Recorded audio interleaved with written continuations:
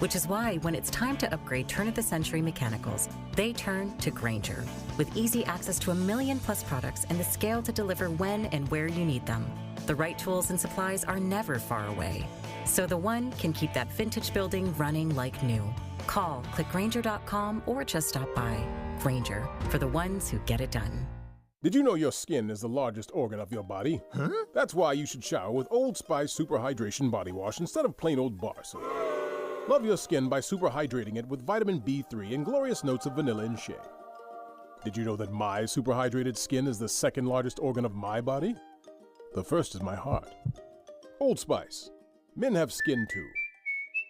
Old Spice Super Hydration Body Wash. 24/7 renewing moisture. With daily use.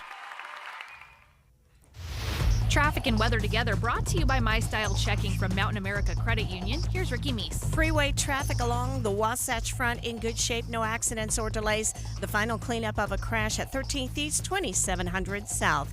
Teens can get up to $200 with a Teen Learn and Earn account. Plus, continue earning rewards as they master the essentials of finance. More at cypresscu.com/teen. Ricky Meese in the KSL Traffic Center. Temperatures are going to stay in the mid-30s over the next 2 days with lows in the teens overnight. Then on Friday, we'll warm up a little bit with a high of 42 before potential snow on Saturday. Right now, it's sunny and 34 degrees. I'm Heather Peterson from the KSL Common Spirit Health Studios. Listen online at kslnewsradio.com. We're Utah's news, traffic, and weather station. Inside Sources. Inside Sources. A new presidency, new state leaders, and a new legislative session. Utah's top political experts discuss the day's biggest stories. Only on KSL News Radio. Following a busy first 2 days of signing executive orders and memoranda, the effects of President Trump's orders are being felt everywhere. Big changes coming today to federal DEI programs. Welcome to another edition of Inside Sources. I'm your host, Greg Skordas, along here with Aaron Ryder. Aaron, I haven't been able to work with you yet. I've been listening to you and saying, well, are they going to put us together ever? And they finally did today. I know you've got the two lawyers on I know. I today. was thinking, well, maybe they just don't want two lawyers. I've sort of KSL's legal analyst, and you recently ran for Salt Lake County mayor.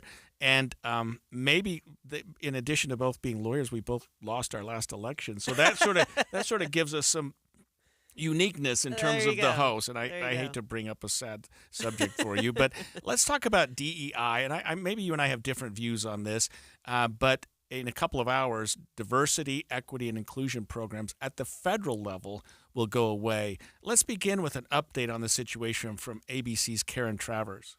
The Trump administration says by 5 p.m. today, all federal employees working on diversity, equity, and inclusion, or DEI programs and initiatives, must be put on paid administrative leave. That's according to a memo from the Office of Personnel Management obtained by ABC News. This move by the Trump administration shuts down the relevant DEI offices and programs across the federal government. It follows his executive action to dismantle federal DEI programs, something he pledged to do on the campaign trail. Karen Travers, ABC News, the White House. Not really a surprise, Aaron. No, I mean, not at all. it seemed like Utah's legislature was ahead of him by a year. Mm-hmm. It was actually, to me, it seemed like it was the first thing out of the chute last year when the was. legislature got together was to get rid of state DEI programs. It seems to be a national trend with the Republicans, and Trump has followed suit. Mm-hmm. Absolutely. Yeah, so I don't know what that's going to mean, and maybe you can help us a little bit. But so it's interesting, they're placed on paid administrative leave. So we're not saving the taxpayers anything. We're getting rid of a program, DEI inclusion and programs and initiatives. So I don't know. You don't know the answer to this, but do we find other places for them? Is there another name for what they do that's not DEI? You know what I mean? I don't know what the future of DEI means. And maybe we can talk a little bit about what DEI means. I mean, what it's meant, because I've hosted with Leah Murray, who is the director of the Walker Institute at Weber State, and of course DEI was a important part of higher education. And I think last year the Utah State Legislature said not anymore. Mm-hmm. But there's also a lot of DEI in our federal government and our federal programs, and I guess that's not going to be the case anymore. Yeah, well, and to further a point that you mentioned just a minute ago, as I understand it, the administrative leave is kind of the first step in this process. And by, I think, end of next week, the plan is to have some sort of plan in place for a reduction in force action. I'm expecting that means they're going to lay a bunch of these folks off, and they're just going to cut it out. Moving them to another spot in the federal government. I don't know that really jives with what Trump wants to do with his, with cutting back on government inefficiency. And you have all these people working in diversity and inclusion type positions. If I'm Trump, you probably just cut the whole thing. Yeah, and I mean, but then you've got a lot of federal employees who are unemployed. That doesn't help the employment numbers. It doesn't help the budget. It doesn't help the economy. ABC News senior White House correspondent Selena Wang reports on how many of President Trump's orders are not the end all in politics. What's really important as we talk about executive actions is that they aren't lasting. They can be easily overturned by the next president, as we're seeing what he's done with what President Biden did. And it only really changes policy within the executive branch. For Trump to carry out his long-term visions, those big policy changes on taxes, on the border, on immigration, he, of course, needs Congress. Yeah, and I think DEI is no exception to this. I mean, I'm thinking, Aaron, when you have a president who's only in term for 4 years, as Trump was and as Biden was, we don't see the continuity that we have with all the presidents, with a number of presidents that preceded them, which were all two-termers. It seems like you get more than twice as much done when your policies are in place for 8 instead of 4 years. Yeah, and now we're going to have a similar situation again where we've got Trump for just another 4 years, right? And then we're looking at entirely new leadership again, likely, and may or may not have the same approach. But Greg, let me ask you, how do you think, this is an executive order, this is a federal thing. How do you think this is going to affect the private market?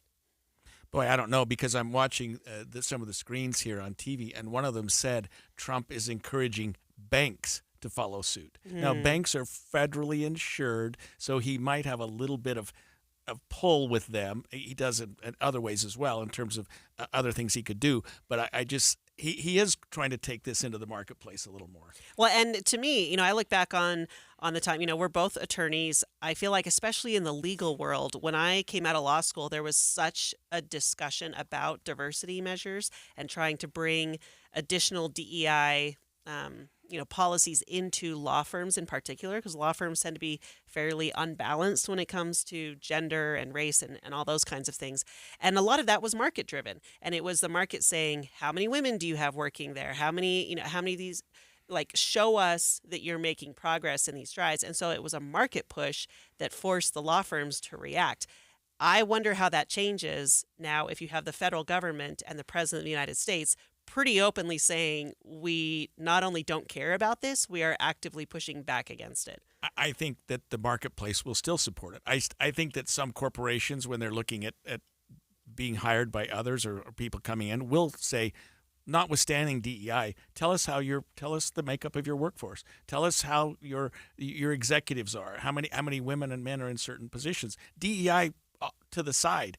You know what I mean? Like, let's not look at it from a DEI perspective, but just from a equity, from a balance. You know what I mean? I still think people are going to look at that, and some corporations and some leaders and some people that are making decisions, financial decisions, are going to want to know what corporations are doing anyway. I think I don't know that it's going to change too much, except that you can't call yourself DEI anymore. Well, and that's a really interesting point. Before the show started, I was telling you about this continuing education presentation that I gave yesterday, and it was a group of women, all attorneys, and we're talking about a bunch of different things. And one of the women said, what would you recommend if you need to talk to your law firm or your place of employment about a policy that you want to change, particularly those relating to women? And we talked about it. And then one of the things I said was, just watch how the tone changes now that we have a president who, in his inaugural address, said he was not interested in diversity, equity, and inclusion measures anymore, that may change how you need to talk about that policy. Doesn't mean you can't talk about that policy, but how you approach it may change because we're no longer in an environment, or may no longer be in an environment, where a DEI thing just sort of has the floor, right? So I don't know. I mean, tell me what you think about that. Yeah, so I guess I was going to push back a little bit with you. Like, how does that tone change? How does that dialogue change? You know, especially for a group that you spoke with yesterday. Where are they thinking that we're going? Well, you know, I don't know that they know, honestly, right. and that's why they were asking. Right. And so my pitch to them was, you know, just make sure that it's not just your voice going to the table, that you're building a case, you're building a business case for whatever policy it is that you want to try and change, and make sure that you've got support from a broad variety of people. If you do, it's going to be more you're more likely for people to listen to it. And I think that's generally true anyway, but I think it could be just a little bit harder to, you know, like, I wonder how this affects paid childcare or parental leave or any of those policies that sort of arose out of the DEI movement. You know, do some of those start to be rolled back? Yeah, and I'm sort of reading the sort of the broad strokes of this directive by President Trump, and this is he's done a lot of big changes in his first day or two or three in office, but the executive order on affirmative action revokes an order issued by President Lyndon Johnson. I mean, talk about a long time ago. Curtails DEI programs by federal contractors and grant recipients. It's using one of the key tools utilized by the Biden administration to promote DEI programs across the private sector. It's going to cause some big changes. It's going to make a big difference, and we'll kind of see how that goes. When we come back after the break, we're going to discuss President Trump's first couple of days in office, a couple of other things involving immigration policies. Stay with us. The newest part of your morning, and still so familiar. When you wake up and listen to a radio show, it's like you're a part of a family. You're listening in on people you know, and it's magnificent that Andy Farnsworth is sitting in the chair because he's someone we know. Utah's Morning News. Andy Farnsworth joins Amanda Dixon to bring you important news in the car. 5 to 9 on KSL News Radio. Is your financial advisor offering you up to a 30% upfront bonus? Are they promising you up to 10% growth per year guaranteed for your retirement income? If not, you need a new financial advisor. I'm Jeff Jr., founder of Trajan Wealth. If you plan to retire within the next 10 years, don't wait only to find out it's too late. I've seen hard-working folks like you retire only to be required to go back to work, all because their advisor told them guarantees like these were too good to be true. They're not. That's up to $30,000 up front or up to $10,000 per year on $100,000, all guaranteed for retirement income. Don't work when you're supposed to be retired. And if any financial advisor tells you it's too good to be true, they simply don't have the options we do. Call Trajan today at 801-899-7600. Annuity guarantees are based on the claims paying ability of the issuing insurance company. This January, Ogden is the epicenter of amazing RV deals during the Northern Utah RV Show, January 23rd to the 25th. Inside the Golden Spike Event Center, you'll find unbeatable pricing on new and used travel trailers starting as low as $129 per month on approved credit, and fifth wheels starting as low as $349 per month OAC. You'll also find every remaining new 2024 on clearance during the show. Plus, you can play now and pay later with no payments until April OAC. We'll also have the entire lineup of Go Play travel trailers ready to tour and take home at the lowest pricing of the year. Start shopping the biggest deals now at NorthUtahRVShow.com. On top of unbeatable pricing, every RV purchase receives a free 1-year RV Fix membership, your fast track to RV service repairs. Get in for free to Ogden's biggest new and used RV sale, the Northern Utah RV Show. 3 days only, January 23rd through the 25th, inside the Golden Spike Event Center. Sponsored by Vicious RV. Stock numbers 81734-87503. Based on 20% down, 8.99% APR for 180 to 240 months. Subject to prior sale. See dealer for details.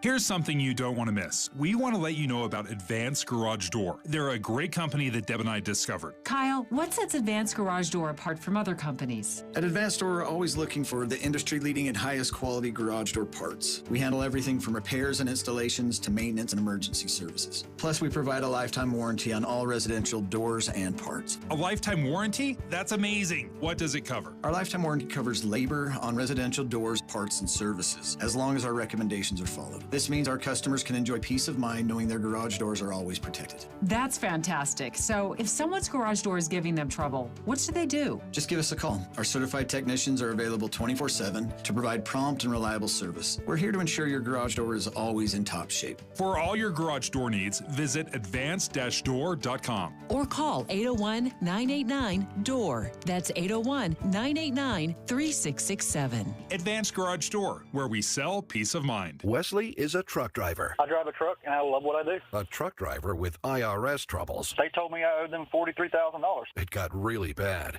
Quite a few letters in the mail. They were talking about wage garnishment, coming after my house, my car. Yeah, they don't play around. I seriously thought that I was going to lose everything. One sleepless night, Wesley finally made a call to Optima Tax Relief at 2 a.m. Kind of figured I'd get a machine, but I didn't. I actually got to talk to an actual person in the middle of the night.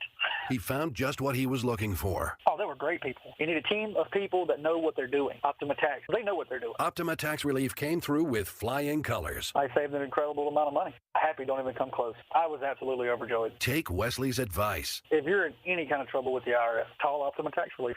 Don't trust anybody else. Call Optima for a free consultation. Call 800-343-6460. 800-343-6460. 800-343-6460.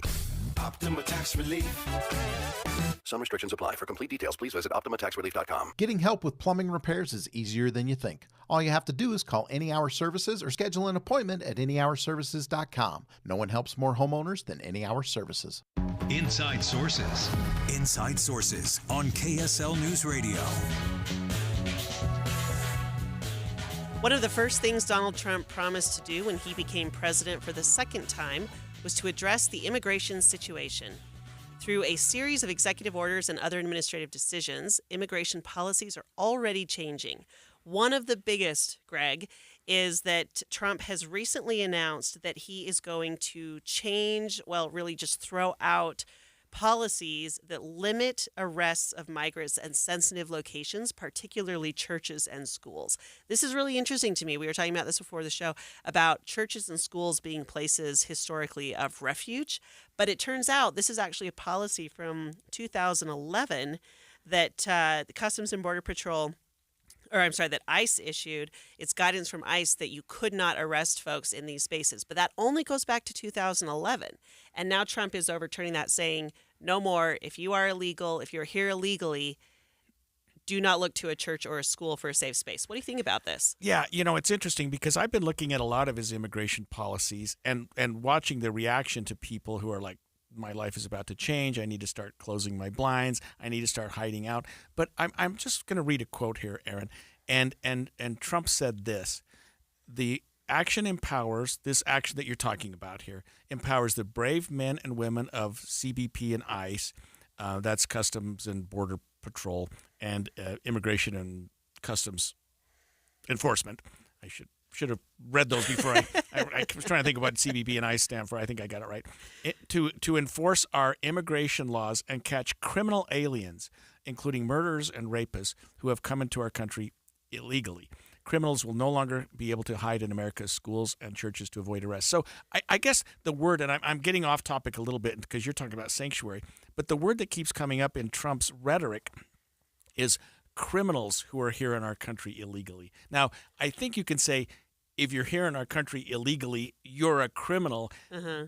But if there's any solace I would give to people who are nervous, he seems to be focused on people who are here in our country illegally and have committed crimes. Greg, for someone who's not always been a huge Trump fan, I think you're being awfully generous to him. Okay, maybe so. I don't know. I mean, this is the lawyer coming out in you, right? Where you're looking at the word criminal and you're saying, he's targeting those who are here with criminal action.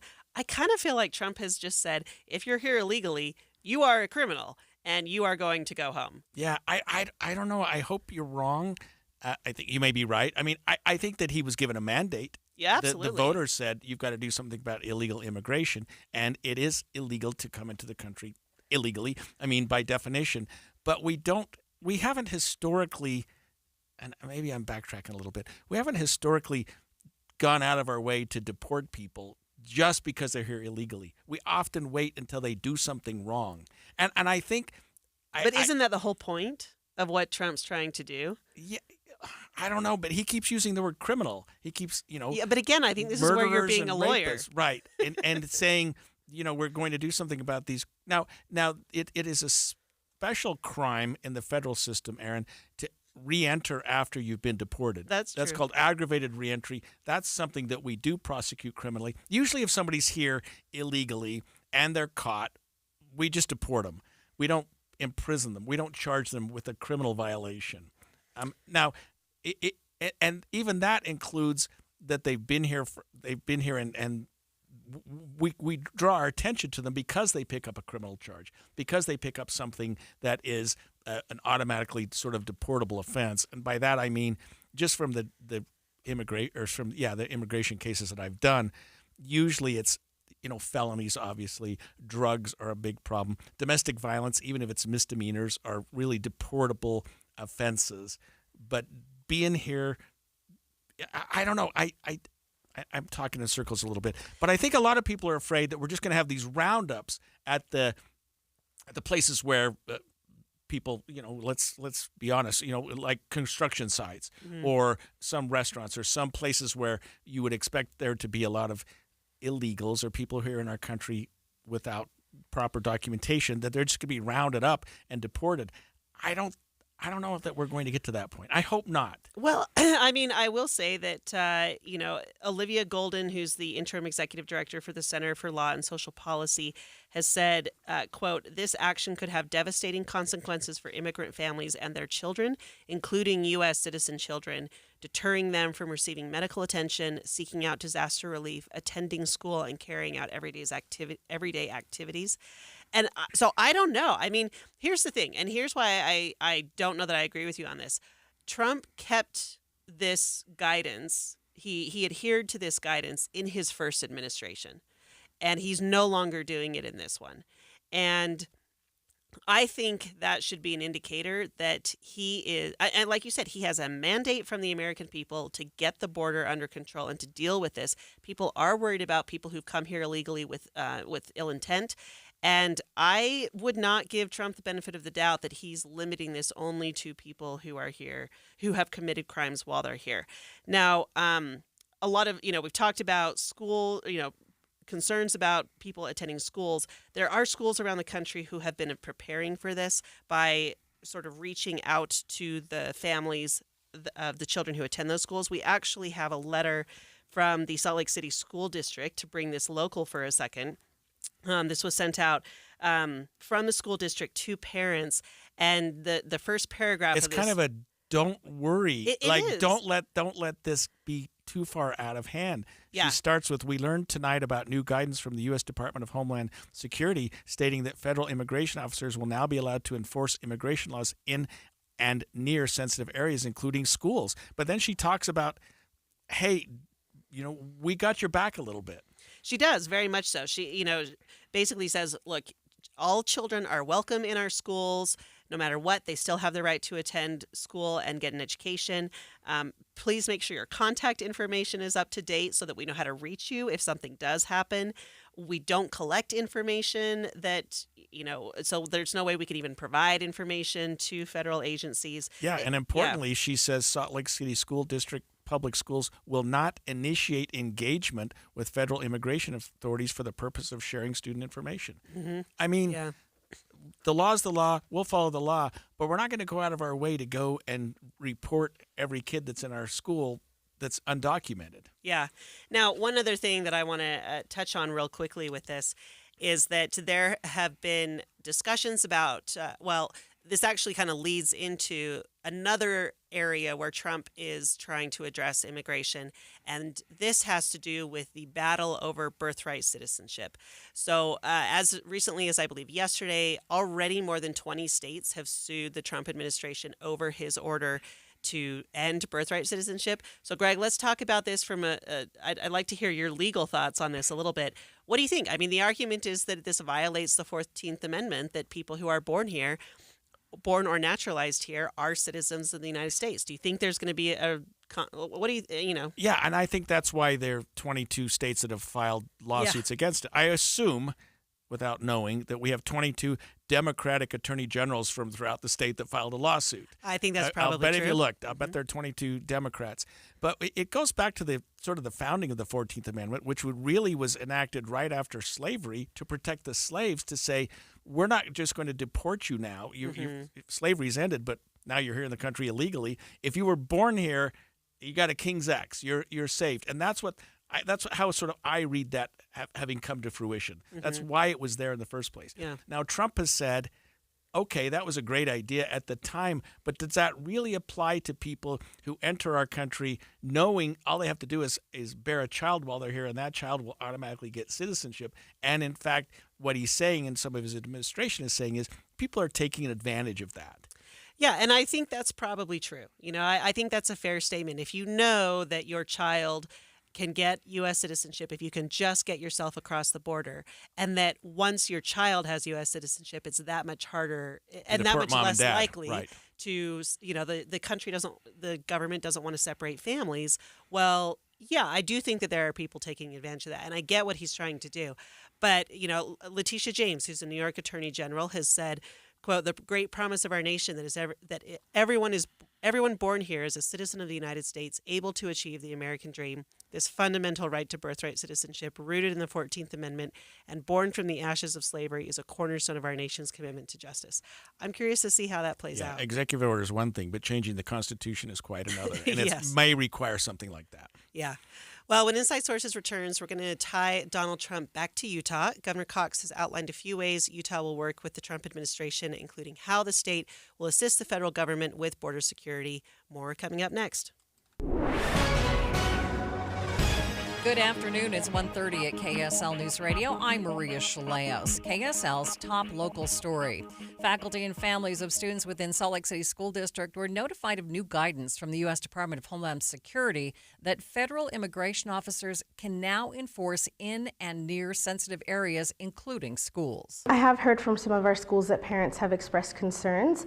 Knowing the nature of our community, we wanted to make sure we set something proactively with anticipation that there would be concern. In the letter, Executive Director of Communications Yandri Chatwin assured that every child is welcome at their schools regardless of immigration status, and confirmed that they do not collect any information related to immigration. The Eagle Mountain City Council is taking a second look at proposed changes to city code that would allow nuclear plants and other energy production projects after multiple residents voiced their concerns.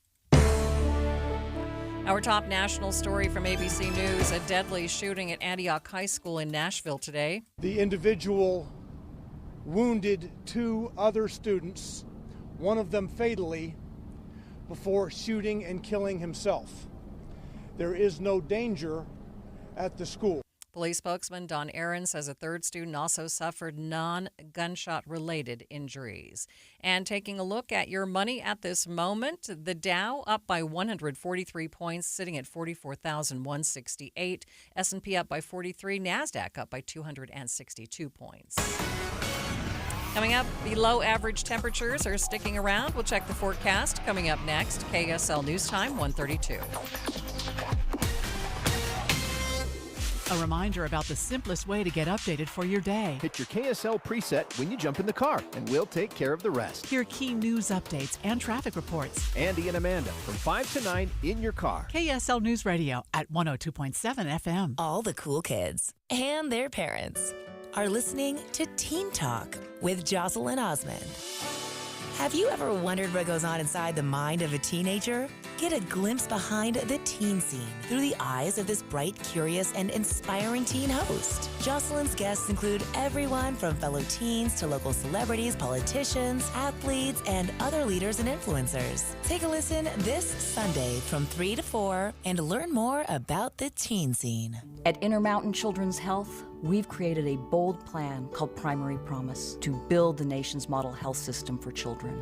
Help us achieve this once-in-a-generation vision so together we can bring the world-class care of Primary Children's Hospital closer to home for every child in our communities. For more than a century, Primary Children's has kept the child first and always. Join us for the next 100 years. To learn more, visit primarypromise.org. Progressive presents Renter's MVP's Most Valuable Possessions.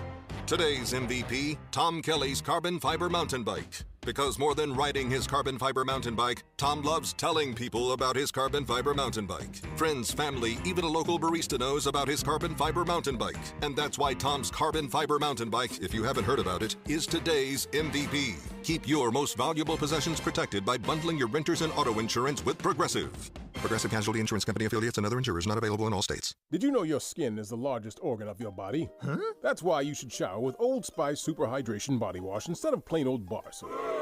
Love your skin by super hydrating it with vitamin B3 and glorious notes of vanilla and shea. Did you know that my super hydrated skin is the second largest organ of my body? The first is my heart. Old Spice. Men have skin too. Old Spice Super Hydration Body Wash. 24/7 renewing moisture. With daily use. Do you have any idea how hard your heating system has to work when your old windows let the cold air seep in? Your energy bill is going through the roof. But there's an answer, and it comes from Advanced Window Products. For 38 years, they've been building state-of-the-art insulated windows and frames, and every one of them is built right here in Utah. So let me explain why it's cost-effective to call them for new windows right now. First, you'll see a significant drop in your energy bills, winter and summer, and right now, call Advanced Windows and you'll get $2,500 off on 10 windows or more. Triple-coated, argon-filled and sealed double-pane insulated glass that'll keep out the cold, and custom frames in any style, any color. Advanced Windows offers a 60-month, 0% interest payment plan, and they even offer a plan with no payment, no interest for 24 months. Plus, that $2,500 off right now. Call for a no-pressure consultation, 801-850-9100. That's 801-850-9100, or go to advancedwindows.com. Traffic and weather together. It's brought to you by My Style Checking from Mountain America Credit Union. Let's check in now with Ricky Meese. We do have big delays westbound 7200 south. It's all due to a road closure, the westbound side only on 72nd in Midvale due to a crash at about 4th West, 5th West. It's at the I-15 junction. You want to avoid that spot and use an alternate. Ballet West Cinderella live at the Ballet with the Ballet West Orchestra. Buy tickets today at balletwest.org. Ricky Meese in the KSL Traffic Center. A lot of sunshine for the next couple of days, but the high staying in the mid-30s. A little bit warmer on Friday with a high of 42, and then a 10% chance of showers, and then a 40% chance of showers by Saturday. Right now, 34 degrees, sunny skies. I'm Maria Chaleos from the KSL Common Spirit Health Studios. Listen online at kslnewsradio.com. We are Utah's news, traffic, and weather station.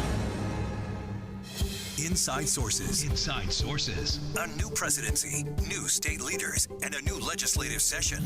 Utah's top political experts discuss the day's biggest stories. Only on KSL News Radio.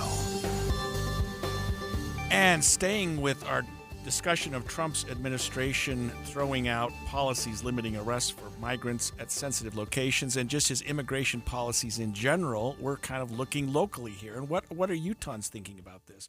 Governor Spencer Cox is reacting to that. He spoke to Deseret News recently to explain how Utah can work with the new administration on things like border security. But a few of the immigration policies we talked about in the last segment, I guess Cox isn't too sure about them. One, and we didn't talk about this, but he supports President Trump's designation of Mexican drug cartels as foreign terrorist organizations. I want to talk to you about that in just a second, Aaron. And two, he questioned Trump's attempt to end birthright citizenship because, quote, that's the Constitution. We did talk about that briefly. And then he reaffirmed support for the Utah Compact, which opposed policies that unnecessarily separate Utah families. Let me just start at the top. The designation of Mexican drug cartels as foreign terrorist organizations. I guess I don't know that anybody really has a problem with that, but I'm sort of wondering what that means. It may give law enforcement and ICE authorities ICE agents more authority to do things that they weren't otherwise entitled to do because you've designated this as a terrorist organization. Yeah, I think it also would probably make the consequences for any of these cartel operators who were caught much greater, right? If you're now going to be treated the same as some agent from ISIS or one of the, Hamas or one of these terrorist organizations that we've sort of think about, that's a lot more severe than being probably here, where we've been. Being here illegally is one thing. Being here illegally as a member of a foreign terrorist organization, you're right, Aaron, good point, is quite another. We talked about the birthright citizenship in the last segment. Cox is a little bit more circumspect about that as well, as were you and I, because, in fact, it's part of the Constitution. Mm-hmm. It's not something that we can just do. Trump's sort of getting around some things by declaring it a national emergency. He's getting around some of the strings that would tie down from doing certain things by declaring a national emergency. Yeah, but don't you think that birthright citizenship goes a little farther than that? Oh, yeah, no question. And Yeah. I think that's why, what did you say at the last segment? 22 states have sued him and saying, time out, we're not going to change the Constitution that way. Yeah. But whoever's advising him has said, well, just declare a national emergency. And he's done that in a couple areas. He did it not only with immigration, but he also did it with our public lands and said, we have a national emergency. And energy, I think. Yeah, too, yeah, right? Energy, right. Mm-hmm. As it relates to national lands, as it relates to energy. And that, the economy's in dire straits right now. It's a national emergency. And then he said, drill, baby, drill. But coming back to what we're talking about, which is immigration, he did say during his campaign, and I would say this was something that killed Democrats, among other things. We'll talk about that later. In the last election, nationally, not necessarily locally, but nationally, was immigration. I mean, I think no question. America has just had their fill of illegal immigrants creating problems when they come into the country. Well, and this is where this gets really interesting when we see where the rubber hits the road kind of thing, because now we have the Utah legislature getting ready to pass a whole bunch of bills. We already know that there are some relating to immigration that they're going to be focusing on. But, how we were talking about this during the break, how does this work from a practical standpoint? I mean, is our ICE agents actually going to walk into schools and arrest a parent who's there to pick up their child? I mean, is that, and I don't know where I fall on this, if I'm being totally honest, because on the one hand, and Governor Cox has said the United States has always been a country of immigrants, but we have to control who and when and why people get to come here, and that hasn't been happening. And I completely agree with that.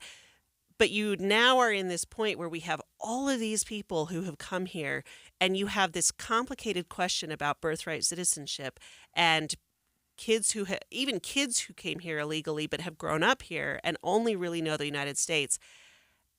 What does this look like practically? How do you actually resolve this? Is it just a blanket, if you are here illegally, you are gone? And is that the right way to go? I don't know. I'm torn on this. I think a lot of people would say yes to that question. I mean, I think a lot of voters, millions of voters, would say yes to that. Now, you and I have seen the consequences of that. And especially in my practice, I see people who are here, like you say, not necessarily born here, but raised here. English is their primary language. They're integrated into our schools. They're working. They're doing things that are important. And suddenly, you're going to deport them to a country they know nothing about. They have no sort of network there. May not even know the language. Let alone what do they do when they get there? I mean, people are honestly, Aaron, scared to death right now. And if you look at I hate to call it any group, so I won't. But there are certain segments of our society, restaurants and people, motel industry, where you have a lot of people who are here undocumented, and that's how those groups survive. I mean, that's how some of those they couldn't have American citizens, the young people today, and I've got 3 kids, so I'm not just saying. They're not going to take some of those jobs. You know what I mean? I don't know that we've thought about the long-term consequences of this. Yeah, and we briefly mentioned the Utah Compact. This is kind of an interesting policy that really kind of developed over several months by groups and individuals who were concerned about the tone of Utah's immigration discussion. And it has generally broad support from community leaders, business, law enforcement, and members of Utah's religious community. And one of the things that I think is interesting in the Utah Compact is that they say strong families are the foundation of successful communities. We oppose policies that unnecessarily separate families. This, to me, is where I think it gets really complicated when you're talking about separating families. And maybe this is why Trump's saying birthright citizenship is over, because we're not going this route. We have to do something. We have to get this under control. And I think most of us are on the same page about that. So we are getting rid of birthright citizenship. It is no longer an issue. If your family came here illegally, that's it. Yeah, and I had never heard of the Utah Compact, I'll be honest with you, until we were prepping for the show.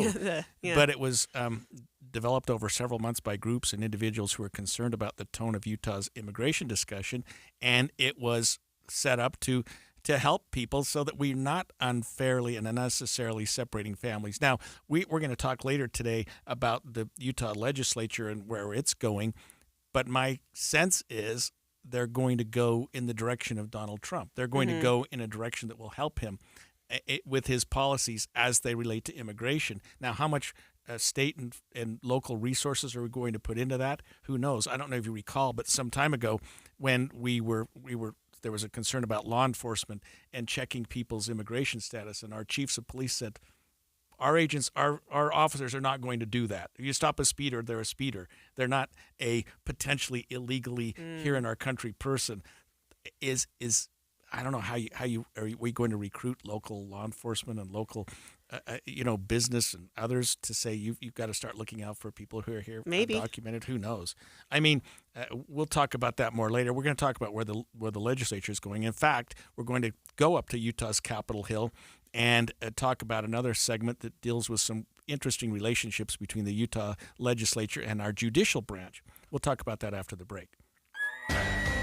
The biggest hunting show in the West is back, along with Utah's top 200 hunting permits for just $5 each application. It's the Western Hunting and Conservation Expo in Salt Lake City, February 13th to 16th. Visit with hundreds of guides, outfitters, and exhibitors. Book a hunt, see the latest gear, and best of all, you can apply to hunt Utah's biggest bucks and bulls for just $5 each. It's all at the Western Hunting and Conservation Expo, produced in cooperation with the Utah Office of Tourism. Get tickets and details at huntexpo.com. Bills stacking up at your HVAC system's gone? Gillette Services has the perfect solution. Install a new high-efficiency system and get a $1,000 rebate the very same day. That's right, $1,000 in your pocket just for upgrading. And the best bet, you don't have to make a single payment until 2027. Don't miss this limited time offer. Call 385-GET-HEAT for your free estimate. Gillette Services. Comfort now, pay later. Carrier, turn to the experts. A Carrier factory authorized dealer. KSL Broadcast Group contests are open to participants 18 years of age and older that are residents of Utah, unless otherwise specified. Employees or agents of the station, Bonneville International Corporation, other area radio stations, or any entity associated with the contest may not enter. Persons who have won in the last 30, 60, or 90 days from a station contest or event may not be eligible. Full general contest rules are available at kslnewsradio.com/contests. When Jen Drummond isn't climbing mountains and breaking records, she likes taking things easy. That's why I appreciate My Style checking from Mountain America. Make it look easy. My Style makes life a breeze. And the mountain of extra benefits is incredible. Shopping and entertainment discounts, mobile phone protection. My Style checking has it all. Make it look easy. Gear up for your next journey with My Style checking. Only at Mountain America. Membership required based on eligibility. Terms, conditions, and exclusions apply. Tired of hearing scary radio ads about the IRS? Tax Relief Advocates is different. TRA is here to tell you that if you owe money to the IRS, whether it's $5,000 or $500,000, we have a solution. TRA can eliminate or reduce what you owe to the IRS with zero risk to you. We have over 1,000 5-star reviews on Google and an A+ with a BBB. End your tax nightmare today by visiting TRA.com. Or call 800-275-1728. That's 800-275-1728. Did you know your skin is the largest organ of your body? Huh? That's why you should shower with Old Spice Super Hydration Body Wash instead of plain old bar soap. Love your skin by super hydrating it with vitamin B3 and glorious notes of vanilla and shea. Did you know that my superhydrated skin is the second largest organ of my body? The first is my heart. Old Spice. Men have skin too. Old Spice Superhydration Body Wash. 24/7 renewing moisture. With daily use. Are you in search of a fulfilling career where you can work on a team that provides you room to grow, learn, and thrive every day? Focus Engineering and Surveying is looking for individuals to join their team who take pride in the customer service they provide and have a passion for their clients to be successful. No experience in engineering, CAD design, or surveying? No problem. Focus will train those who fit their team culture for rewarding careers in surveying and CAD design. If you can align with the core ideology and the Focus team culture, if you're internally driven, team-oriented, client-focused, and love personal development and growth, Focus Engineering and Surveying is the place for you. Enjoy a positive work environment and paid internship opportunities, plus fantastic benefits like great health care with 80% employer-paid premium and HSA matched up to $200 per month, 401k, vacation, even annual performance bonuses. Start your journey towards your new and fulfilling career. Apply now at FocusUtah.com. That's FocusUtah.com. This January, Ogden is the epicenter of amazing RV deals during the Northern Utah RV Show, January 23rd to the 25th. Inside the Golden Spike Event Center, you'll find unbeatable pricing on new and used travel trailers starting as low as $129 per month on approved credit, and fifth wheels starting as low as $349 per month OAC. You'll also find every remaining new 2024 on clearance during the show. Plus, you can play now and pay later with no payments until April OAC. We'll also have the entire lineup of Go Play travel trailers ready to tour and take home at the lowest pricing of the year. Start shopping the biggest deals now at NorthUtahRVShow.com. On top of unbeatable pricing, every RV purchase receives a free 1-year RV Fix membership, your fast track to RV service repairs. Get in for free to Ogden's biggest new and used RV sale, the Northern Utah RV Show. 3 days only, January 23rd through the 25th, inside the Golden Spike Event Center. Sponsored by Vicious RV. Stock numbers 81734, 87503. Based on 20% down, 8.99% APR for 180 to 240 months. Subject to prior sale. See dealer details. Getting help with electrical repairs is easier than you think. All you have to do is call Any Hour Services or schedule an appointment at anyhourservices.com. No one helps more homeowners than Any Hour Services. Inside Sources on KSL News Radio. During his State of the Judiciary, Utah Supreme Court Chief Justice Matthew B. Durant said Utah has set the judicial standard for the nation. He spoke to Utah's lawmakers at the beginning of the legislative session yesterday. His remarks come following, I'd say, a few years of tense relationships between Utah's legislative and judicial branches. The court has struck down several laws put forth by the legislature. Most recently and controversially was Amendment D, right, and followed quickly by Amendment A. And And the legislature wasn't very happy about what the court did. No. But what they did, just to refresh our listeners a little bit, Aaron, is there have been, we're talking about Amendment D first of all, there have been a number of ballot initiatives that the voters have put forth because, let's face it, the legislature wasn't going to. And if you remember just 2018 alone, there were 3 big ballot initiatives. One was to create a commission to set up better boundaries, the gerrymandering problem. One was to allow for medical cannabis, and the third one was to expand Medicaid to low-income Utahns. So those were ballot initiatives that were passed, but then the legislature says, okay, now it's our turn, and they were largely gutted. And yes, especially the better boundaries one. I'll call it that, even though it's the name of the group that's sort of working on it. But we don't have different boundaries, even though the voters wanted it. And so the people were upset, and instead of sort of reacting to the people, or maybe in response to the people, the legislature has said, well, let's just change the Constitution so that we're not having these voter initiatives, or that if they are, that the legislature has the final word in how we're going to implement them. Somebody's got to put them in place. And I guess what they're sort of saying, and I'm going to be a little facetious here, is the masses don't understand what they're doing. You voted for us. We're the legislature. Let us do our job, and we'll pass the laws. And if you're frustrated with them, vote us out, but don't vote new laws. That's the position of the legislature. Yeah, and the legislature got into a lot of trouble with Amendment D. If I'm being totally honest, as the Republican in the conversation, I think it actually helped the legislature that Amendment D got shot down because there were a lot of legislative seats that could have gone a different direction, particularly here in Salt Lake County, because a lot of people were very upset about what the Republican legislature was doing with Amendment D.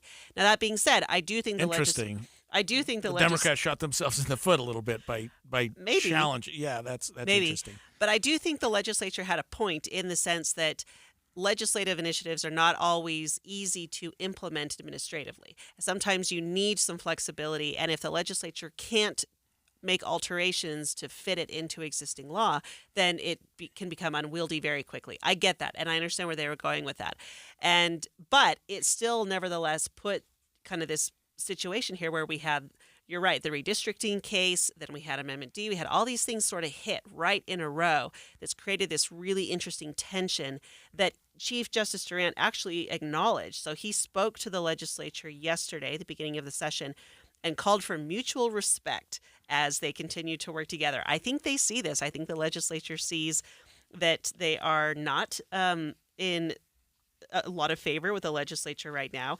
In fact, Senate President Stuart Adams has accused the justices of having blinders on when deciphering the state constitution and said, quote, "I think perhaps they need to look beyond the state constitution and look at our federal constitution, Article 4, Section 4, and I think I can see it differently than they do, and I believe that they violated the very foundations of our republic, and I feel strongly about that." Let's talk about that, Greg. Yeah, so that one hits close to home with me in one respect, Aaron, and that is that as a lawyer, and especially a lawyer who practices in the criminal world, we often go to our courts and talk about the Utah Constitution because it is a little different than the federal Constitution. Now, the federal Constitution trumps if there's a dispute, you can't override the federal Constitution. But if you look at some of the legislation that's been going on right now, I'll give one example, just the whole abortion issue. People are saying, okay, the feds have said it's not constitutional. Let's look at the Utah Constitution. What does it allow? You know what I mean? And maybe that's not the best example, but we've used it in like Fourth Amendment search and seizure cases and argued successfully to some extent. Well, the founders of our state came here because they were being persecuted. They wanted some additional protection against beyond. Yeah. So the state constitution might give a little extra oomph. And so who can define the state constitution? Only the Utah State courts and ultimately the Utah State Supreme Court. So I don't know that I necessarily agree with him when he says they have blinders on when reading the Constitution. They define the Constitution. They're the ones that are there to tell us what that means, just as the United States Supreme Court tells us what the federal Constitution means. Yeah, I think this is – I love sort of the play here where it's really highlighting the fact that the judiciary and the legislature are separate branches of government, and they don't always work well together. That checks and balance system does exist for a reason. And in Utah, especially where the legislature does have so much power and so much authority through the Constitution, it's interesting to watch when a judiciary who's appointed by the governor and, confirmed by the Senate, right? Like these are people who have gone through this process, are now pushing back on what the legislature is doing. And now the legislature, the Senate president himself, is saying, I think they don't understand what they're doing, essentially. I think that's a pretty bold statement from the Senate president. I'm not going to lie. Yeah, and I think Utahns, and nationally I think this would play just as well, appreciate the three branches of government and understand there's got to be some play between them. Mm-hmm. And so you would hope that the legislature, because they control a little bit about the judiciary, they certainly control their budget, and they can pass laws, for example, that have term limits on judges.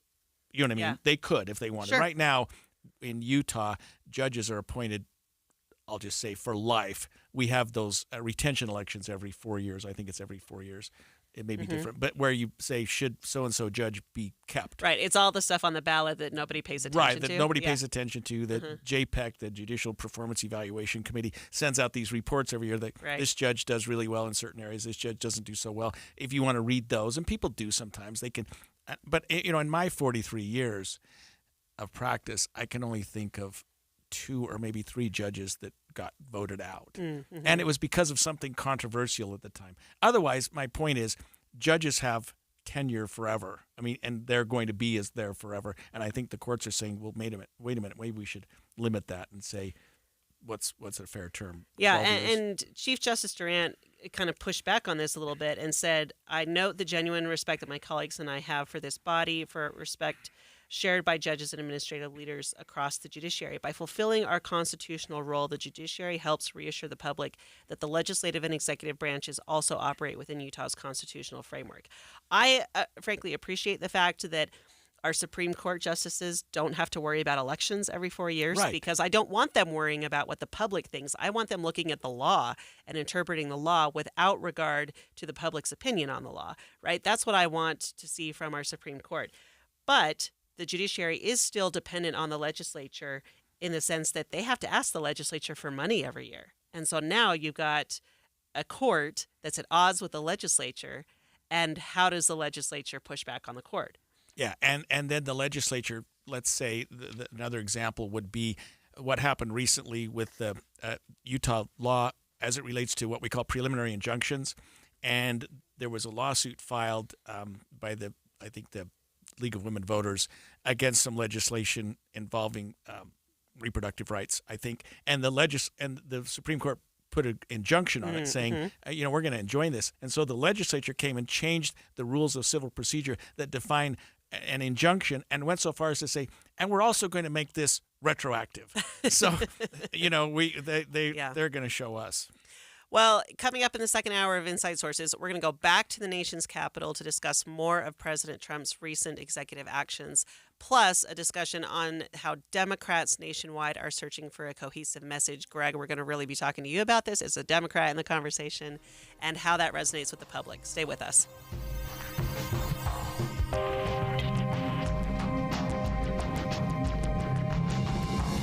KSL FM Midvale. KSL Salt Lake City. From the KSL Common Spirit Health Studios, this is KSL News Radio.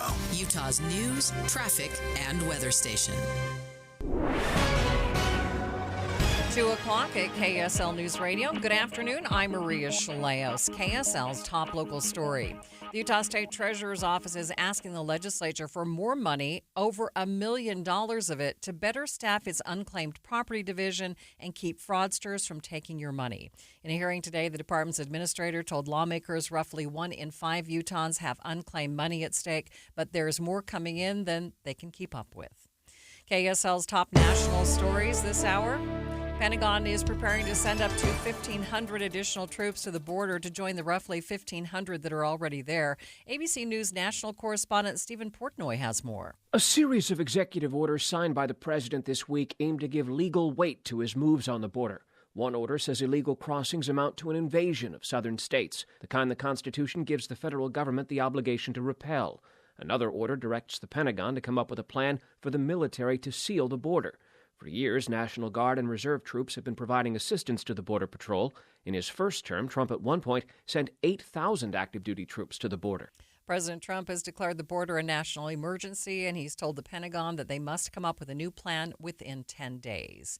Taking a look at your money at this moment, the Dow coming to a close up 130 points, sitting at 44,156. S&P 500 up by 37. The NASDAQ up by 253 points. Coming up, temperatures are expected to rise as we move toward Friday. We'll check your weather and your traffic coming up next. KSL News Time, 2:01. The sources where we get our news matters. When you listen to Utah's Morning News, we want you to feel the stories are important to you and trustworthy. This is Amanda Dixon. And I'm Andy Farnsworth. Join us weekday mornings on KSL News Radio. My friends swim no matter the season, but my moderate to severe plaque psoriasis can sometimes take me out of the moment. Now, thanks to Skyrizi and clear skin, count me in.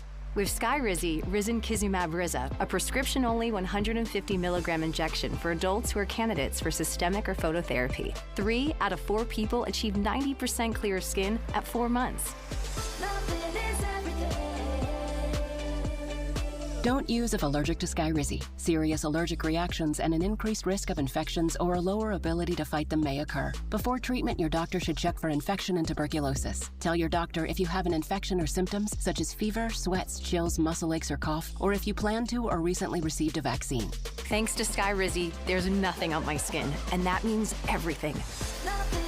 Ask your doctor today about Skyrizi, the #1 dermatologist-prescribed biologic in psoriasis, and visit skyrizi.com or call 1-866-SKYRIZI to learn more. If you've ever set New Year's resolutions before, you know how difficult it is to follow through because you have to wait to see the results. What's up, everybody? I'm Mike Wilson with Any Hour Services, and in honor of your New Year, New You resolutions, Any Hour Services is having our New Year, New System sale. From now until the end of February, Any Hour Services will give you $2,025 off a new furnace and air conditioner. And you don't have to wait to save the money. You get $2,025 off at the time of purchase. The only thing you have to do to qualify for our New Year, New System sale is call Any Hour Services and schedule a free estimate. When you call, there's no obligation to buy. Just schedule a time to meet that works best for you. Let me say that again. From now until the end of February, when you have Any Hour Services install a new furnace and air conditioner, we'll give you $2,025 off. Call Any Hour Services right now and schedule a free estimate. 801-443-7400. You can Google Any Hour Services. You can even schedule online at anyhourservices.com.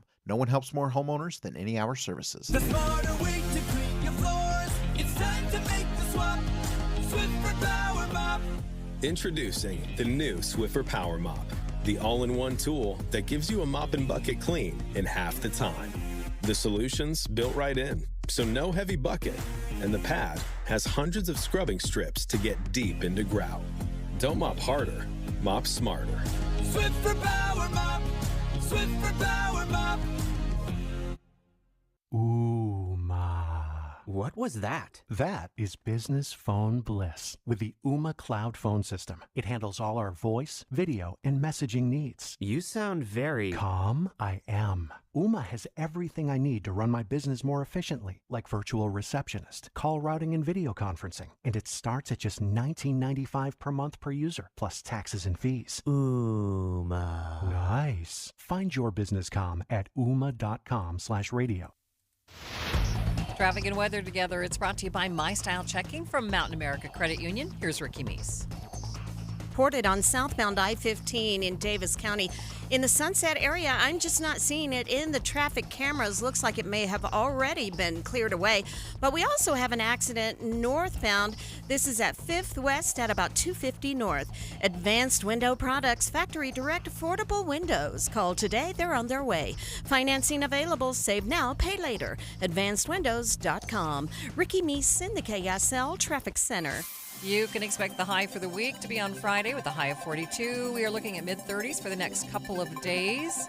Right now, it's sunny and 34 degrees. I'm Maria Chaleos from the KSL Common Spirit Health Studios. Listen online at kslnewsradio.com. We are Utah's news, traffic, and weather station. Inside Sources. Inside Sources. A new presidency, new state leaders, and a new legislative session. Utah's top political experts discuss the day's biggest stories. Only on KSL News Radio. And earlier in the show today, we discussed a few of President Donald Trump's executive actions, including one ending federal DEI programs and making changes to immigration policy. Welcome back to the second hour of Inside Sources. I'm Greg Skordas alongside Aaron Ryder. And in this segment, we're going to talk about another one of his presidential actions, ending the policy and availability of remote work for federal government employees. Now, Aaron, I think that this started pretty big, not just with federal employees, but everybody in 2020 with COVID. And we kind of ended up getting used to it, I guess. Maybe Trump's saying, well, get over it. I think that's exactly what he's saying. I mean, look, I went to DC a couple years ago, and the city was a ghost town, and that's where I went. That's where I went to grad school. I went to Georgetown, so I was in DC. I was in DC and walked through that city a lot. And to see the change once COVID had hit, everyone had left the city. Remote work took over. There were some very serious repercussions on the city itself that happened as a result of that. And I heard from friends who worked for the government, people that were there, that they'd been having conversations about bringing people back to work for a long time. This does not surprise me at all.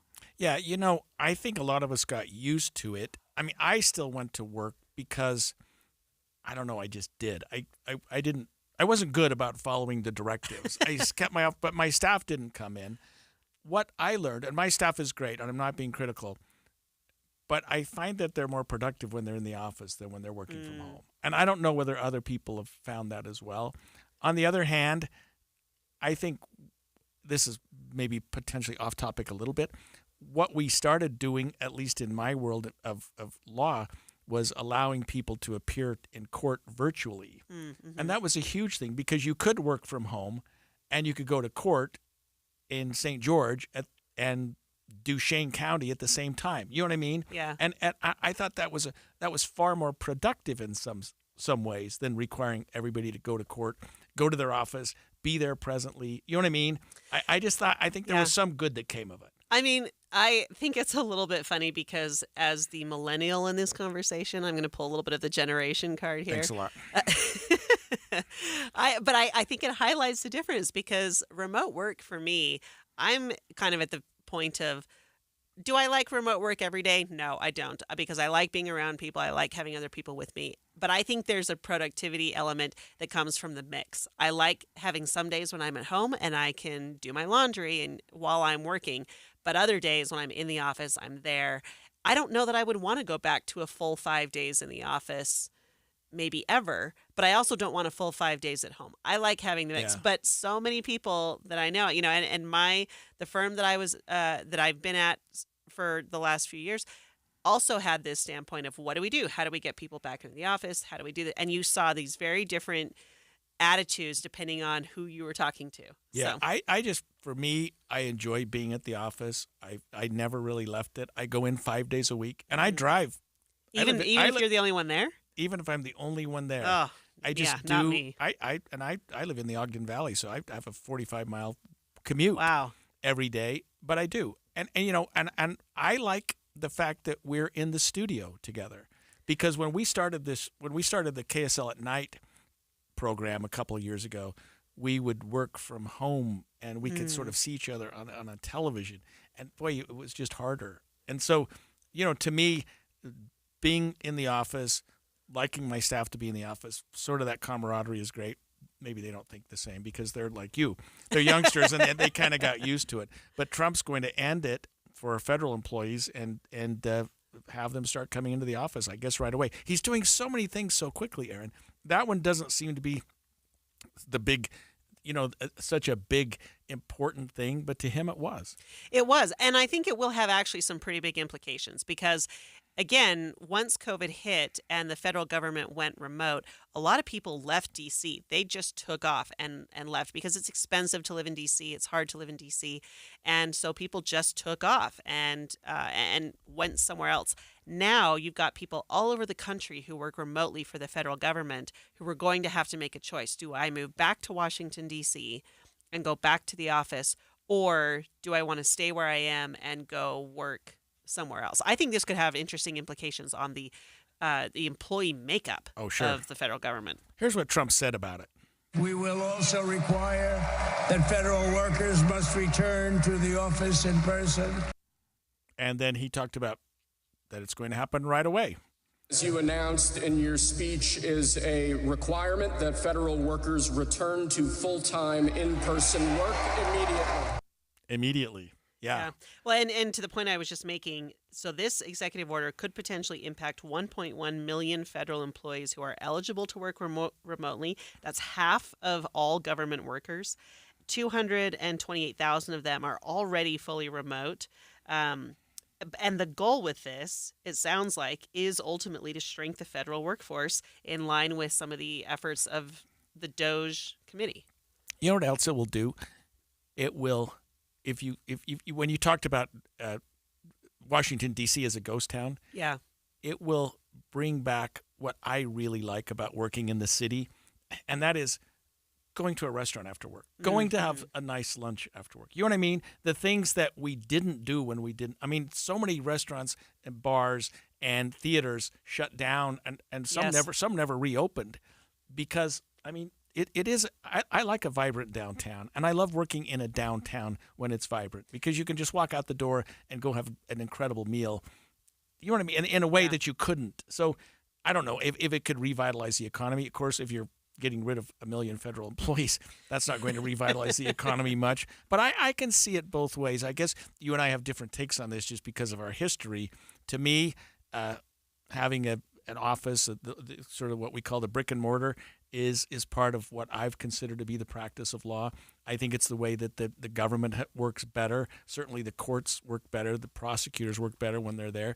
But I don't know that we're ever going to go back to full-time employees in person, except if Donald Trump has his way, which he apparently will, federal employees.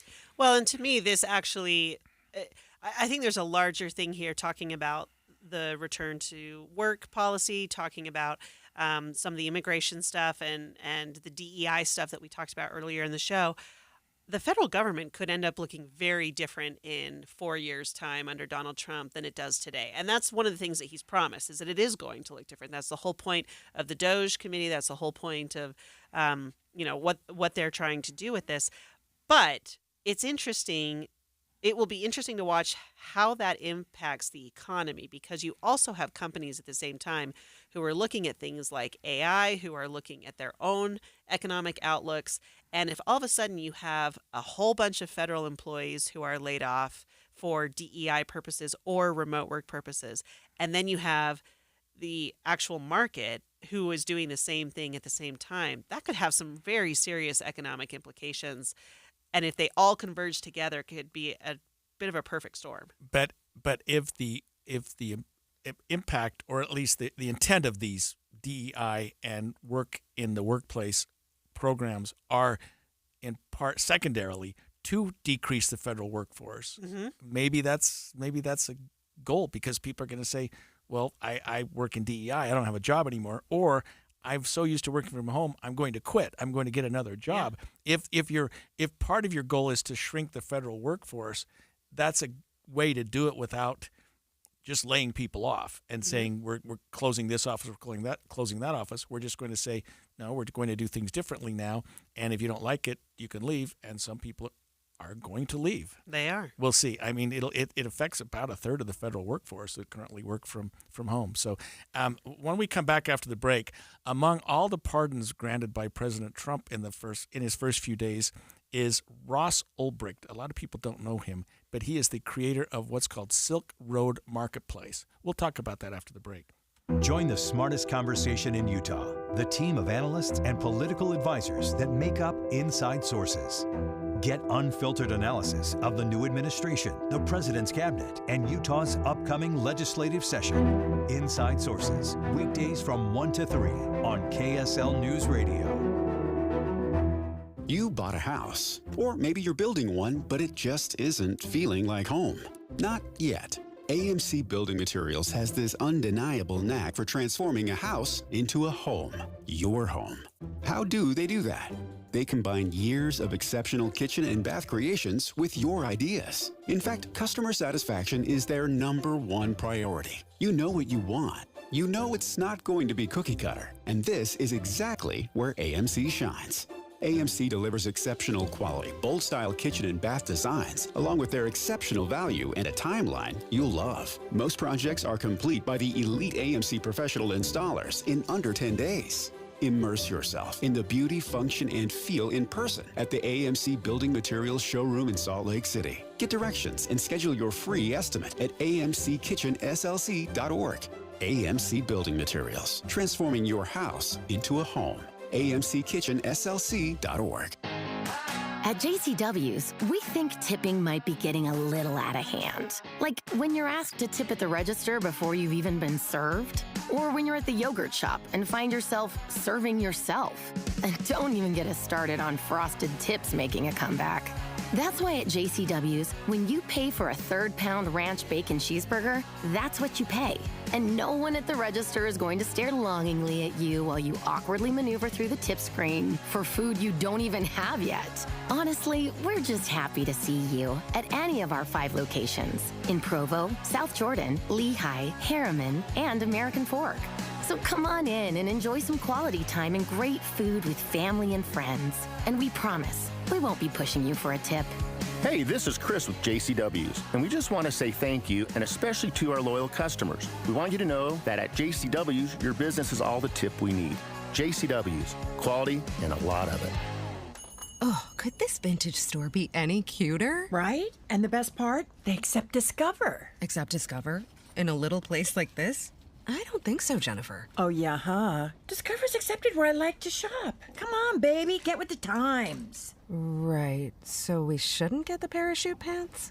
These are making a comeback. I think. Discover is accepted at 99% of places that take credit cards nationwide. Based on the February 2024 Nielsen report.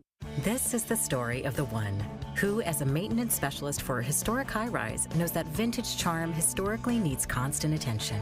Which is why, when it's time to upgrade turn-of-the-century mechanicals, they turn to Grainger. With easy access to 1 million-plus products and the scale to deliver when and where you need them. The right tools and supplies are never far away. So the one can keep that vintage building running like new. Call, click Grainger.com, or just stop by. Grainger, for the ones who get it done. Progressive presents Renter's MVP's Most Valuable Possessions. Today's MVP, Emily Neal's 70-inch TV. Because after watching her second-grade students yell at each other for hours, there's nothing Emily enjoys more than watching super-rich housewives also yell at each other. Why? Because those women are not her responsibility. And that's why her TV is today's MVP. Keep your most valuable possessions protected by bundling your renters and auto insurance with Progressive. Progressive Casualty Insurance Company affiliates and other insurers not available in all states. This is the story of the one who, as a maintenance specialist for a historic high-rise, knows that vintage charm historically needs constant attention. Which is why, when it's time to upgrade turn-of-the-century mechanicals, they turn to Grainger. With easy access to 1 million-plus products and the scale to deliver when and where you need them. The right tools and supplies are never far away. So the one can keep that vintage building running like new. Call, click Grainger.com, or just stop by. Grainger, for the ones who get it done. Take advantage of Yes Heating, Air Conditioning, Plumbing, and Electric's $99 or it's free mainline drain clearing special. That's right, $99 or it's free. Feel secure knowing the trusted professionals at Yes guarantee that if we can't clear it, you don't pay for it. Whether it's a small clog or a larger mainline sewer drain issue, the experienced technicians at Yes are ready to solve all of your drain problems. Call now or visit theyesmancan.com for details, terms, and conditions. Inside Sources. Inside Sources on KSL News Radio. A high-profile pardon from President Trump coming shortly after pardoning many involved in the January 6th attacks on the U.S. Capitol. This is a fascinating discussion we're going to have right now on the pardoning of the Silk Road creator Ross Ulbricht. Let's begin with ABC News' Perry Russum to catch us up on this pardon. The list of people granted clemency by President Trump is growing. Trump pardoning Ross Ulbricht, the founder of the online marketplace Silk Road, once called eBay for drugs. Between 2011 and 2013, prosecutors say Silk Road facilitated $183 million in illegal drug sales. Ulbricht was sentenced to life in prison, but remained popular in the cryptocurrency world. All right, I think this story is absolutely fascinating. I recently went down a rabbit hole on the Silk Road, and I think it's helpful if we just take a second and tell our listeners what this is to understand why this particular pardon is interesting. The Silk Road, as was mentioned in that clip, operated between 2011 and 2013. It was a website on the dark web that was really kind of the first marketplace for illicit drugs, and that's, they said they called it the eBay for drugs. Ross Ulbricht is the guy who founded it. It operated basically like a marketplace. You could go online. It had a lot of encryption, so everything was anonymous. You couldn't trace any single transaction, and you could go in and look at reviews on different sellers. You could do, add stuff to a cart, etc. They had tips on how to ship things and how to make sure that it actually got to the destination. And some claim that it helped take a little bit of the it just sort of tamed the drug trade, if that makes sense. It was kind of just this fascinating environment, and they used Bitcoin for all of these transactions. So it was also one of the first websites that actually used cryptocurrency and proved that cryptocurrency could work. About 5 years ago, Aaron, I did a trial in federal court represented a young man who was selling drugs on the dark web. And I was naive, as you could imagine, because I had never heard of the dark web. In fact, I mean, we had to educate the jury. They had to bring in people to show what the dark web is and how it works. Oh, But interesting. It was exactly this. And he was charged with and ultimately convicted of selling fentanyl on the dark web and made a fortune. But I was wondering at the time, how was this facilitated?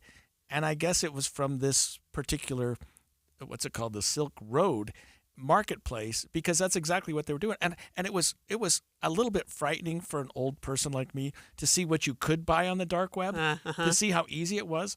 I mean, literally selling drugs, and they weren't marketed as, supplements or vitamins. I mean, people knew they were buying cocaine. The people knew that you were buying opioids and you were buying them on the internet. And you said something that hit home really close. There were reviews. You would see that this guy's product is really good, or this is really cut up. It's mixed with certain things. Don't trust this. Or this is really fentanyl that's designed to look like oxycodone. You know what I mean? And people were reviewing it, and some people said, this stuff really kicks butt. This was incredible. And I thought, my word. And you're right. It was so anonymous because, not too anonymous, I mean, he got caught. But they you don't know who the buyer is. You don't know who the seller is. And the exchange of currency was by Bitcoin, which is, who knows what that is. You know what I mean? It was as anonymous as you can get. I mean, I've been doing criminal work for 43 years, and nobody ever writes a check for drugs because it would be so silly. But when it's a hand-to-hand thing, it's typically cash. But you can't do that when you're buying drugs on the dark web from somebody who happens to be stationed in Los Angeles or Las Vegas. You know what I mean? You got to exchange the currency somehow. And Bitcoin, it was a great boon for Bitcoin too, I think, because it was a great way to do that. And then these guys would create these huge wallets full of money and Bitcoin by selling drugs. And you mentioned that it wasn't that anonymous because the guy ultimately got caught. Well, that's part of why this story is so interesting, because there was a lot of controversy around how he was caught.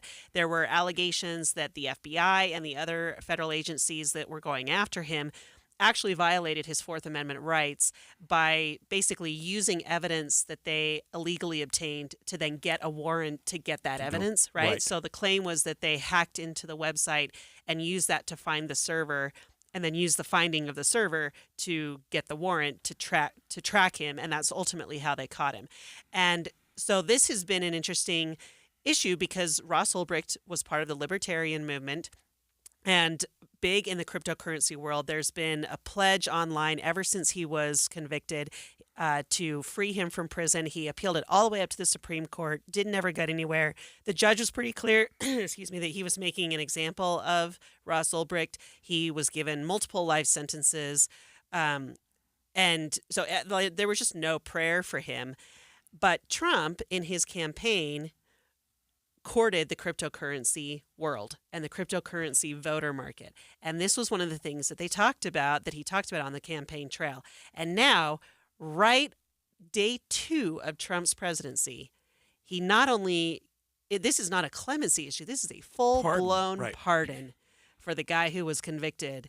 And the pardon, other than a clemency, the pardon was the only option left to this guy. Yeah, and just to help our listeners, clemency would have meant that Trump would say, okay, you're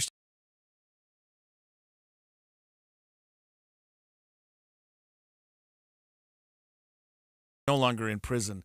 What he did was granted him a pardon, and which says, no, not only are you no longer in prison, you're no longer a convicted felon. Yeah, we're erasing the record. Pardon. So I hadn't thought about the crypto angle to this because I've been wondering what's in it for Trump. Why pardon, of all people, him? You know what I mean? He ran this eBay for drugs. I don't know. Is there some sort of a libertarian angle to this that Trump caught on to, or do you think it's really, like you said, related to the whole idea of crypto being a valid form of currency? I think it's kind of all of the above, because the other thing that Trump said when he issued the pardon Trump said, quote, "The scum that worked to convict him were some of the same lunatics who were involved in the modern-day weaponization of government against me. He was given 2 life sentences plus 40 years. Ridiculous." I think this is... I know, ouch, right? I think this is an example of Trump not necessarily going after Trump's enemies, but of Trump making a statement by doing things that affect the enemies of his enemies. Yeah, the enemy of my enemy is my friend. Yeah. And this was a Justice Department that went a little bit too far, and I'm going to show them because I'm in charge now. And it was the same Justice Department that filed charges against me for classified documents in Mar-a-Lago, and the same Justice Department that charged me for arguably inciting an insurrection in Washington, D.C. Of course, both those cases have now been tossed for obvious reasons, but maybe a payback to the Justice Department and saying, you got a little too big for your britches there. Yeah. And, part of the reason why the federal government went after this guy is because members of Congress, in particular Chuck Schumer, really decided that this guy wasn't kind of an enemy of the state. And so there was just this massive effort to go after this guy, to track him down. His moniker was the Dread Pirate Roberts from The Princess Bride, which just the whole thing about it is fascinating. And to have sort of this, there was a lot of conversation when Bitcoin came out initially anyway, and I think it's still ongoing. At what point does the federal government decide to regulate Bitcoin? Because the whole point of Bitcoin is it's not regulated by a government, and so you can go out. It's just not subject to federal regulations, and the government doesn't like things that are not regulated by the government. And so you had this entire government force going after this guy, trying to bring him down. And there were many people who said his sentence, the 2 life sentences plus 40 years, is way more severe than any sentence given to anyone else. To any in of the people sphere. that bought the drugs, right? Yeah. How do you think this will play, though, in the public?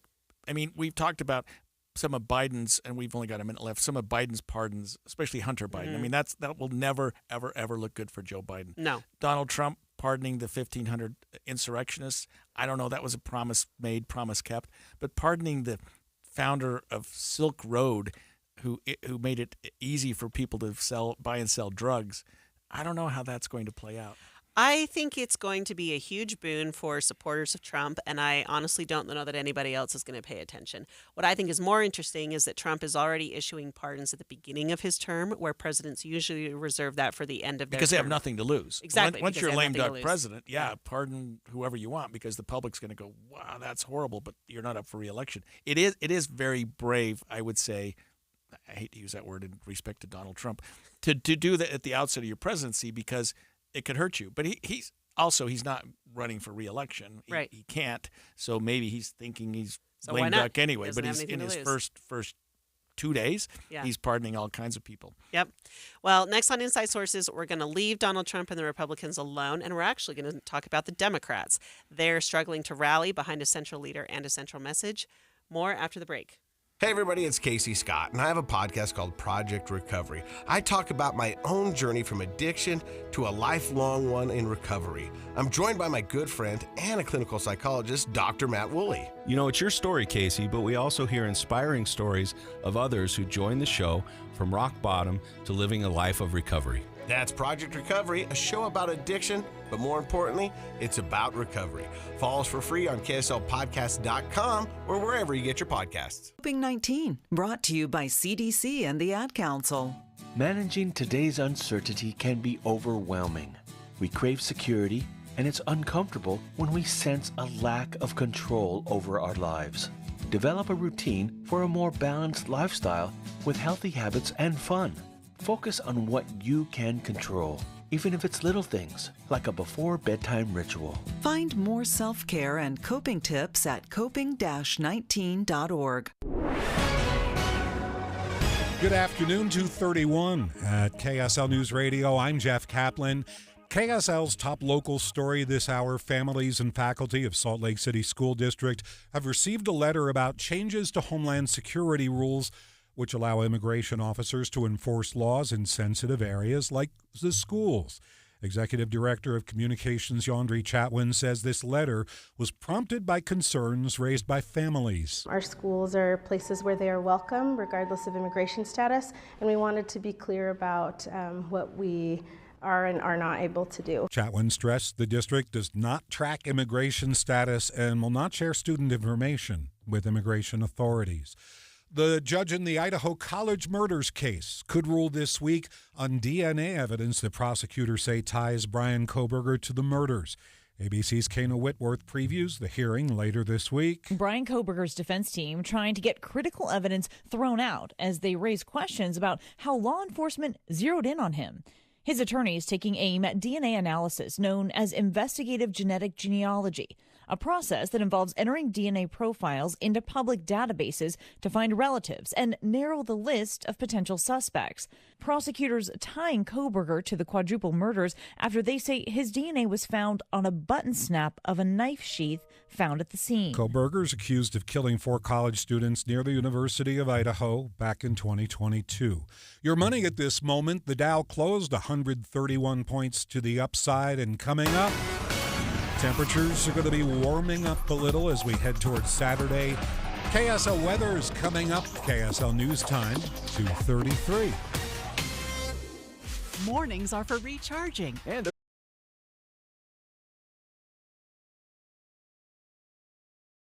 My Hearing Centers can do for you. My Hearing Centers uses advanced technology to diagnose and treat hearing loss. These comprehensive evaluations determine the best treatment options. Then enjoy lifetime support with regular check-ins, cleaning, and maintenance. Call My Hearing Centers at 801-701-1629. 801-701-1629 for more details. My Hearing Centers has offices from Ogden to St. George. if you're trying to decide which gutter protection to put on your home, don't just ask how they'll handle leaves. Ask how they'll handle ice. Tim Jr. here from RGS Exteriors, and that's right, ice. See, plenty of gutter guards are good at keeping out leaves, but most are made with flimsy materials that can bend, buckle, and break under the weight of too much ice. Kind of a big problem in an icy state like Utah, right? At RGS Exteriors, our exclusive gutter protection systems are built Utah tough. They're made with premium strength materials that hold up to 1,200 pounds of ice per square foot. Simply put, they're not going to budge. Our gutter guards are also certified to handle hurricane-level winds and rain. Mother Nature can't damage them. Guaranteed. Utah Tough Products. That's the RGS way. For a free estimate, call 801-280-3110 or visit rgsexteriors.com. That's rgsexteriors.com or 801-280-3110. If you're living with dry age-related macular degeneration or dry AMD, you may be at risk for developing geographic atrophy or GA. GA can be unpredictable and progress rapidly, leading to irreversible vision loss. Now there's something you can do to slow it down and get it going slower. Izervay is proven to slow GA progression. Izervay gets GA going slower. Izervay or avacincaptad pagel is a prescription eye injection used to treat GA. Don't take it if you have an infection or active swelling in or around your eye. Izervay can cause eye infection, retinal detachment, or increased risk of wet AMD. Izervay may temporarily increase eye pressure. Your vision may be impaired after an eye injection or exam. Don't delay. Ask your doctor about Izervay today. Izervay gets GA going slower. Visit Izervay.com. That's IZERVAY.com. Traffic and weather together brought to you by My Style Checking from Mountain America Credit Union. Here's Ricky Meese. A small accident in Murray on the ramp at I-15 from I-215 southbound. It's out of traffic on the shoulder.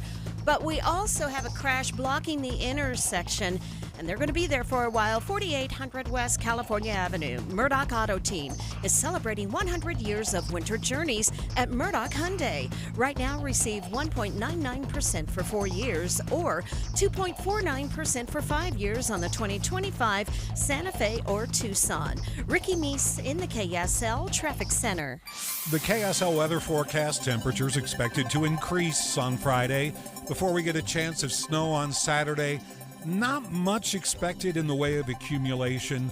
Sunday is the coldest day of the next 7 with a high of 32. Right now, sunny, 34 degrees. I'm Jeff Kaplan from the KSL Common Spirit Health Studios. Listen online at kslnewsradio.com. This is Utah's news, traffic, and weather station.